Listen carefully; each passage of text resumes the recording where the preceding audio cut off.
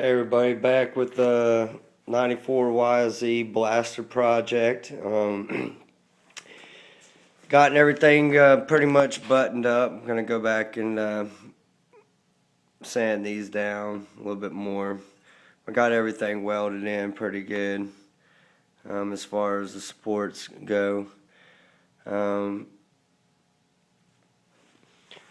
I guess I'm going to move on to the exhaust, backtrack a little bit. Remember how I said I wasn't going to be able to get the exhaust out and flanging it, up in this area. Well, the flange worked fine, so you can go ahead and use that flange piece up at the top.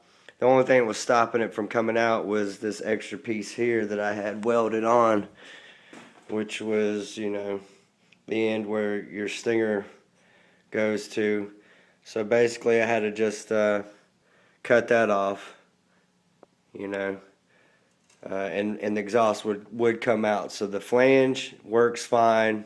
Just don't extend this piece here. What I'm going to do here is build another flange right here with 2 bolts, and I'll have to show you what I'm talking about when I get done.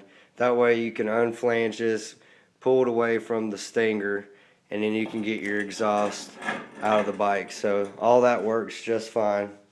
Also, for the Kickstarter, I went ahead and welded a gusset in here, and then I cut out, so the frame wouldn't spring or nothing like that. But now I have ample room for the Kickstarter to come back. No extensions, no smaller Kickstarter, and should be just as strong as anything else. So that was just a quick thing to do. Number 3, I went ahead and modded the back brake master cylinder from the YZ, and I got the stock blaster pin here, and just had to drill this out with a 1/2 inch so to slide in here. Then I made me a little bracket, welded it on and drilled holes, and I basically held it up here to make sure that everything worked properly, the piston, it wouldn't get in any bind or anything. So I'm using the stock blaster foot pedal for the old cable caliper that was on there. So that works just fine. And then I'm going to mount, of course, the reservoir or whatever. I'm going to maybe have another bracket coming off of there holding it up right here.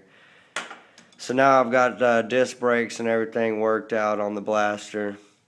Now I'm just stripping all the paint off of it at this point, and going to get it down and primer it and paint it.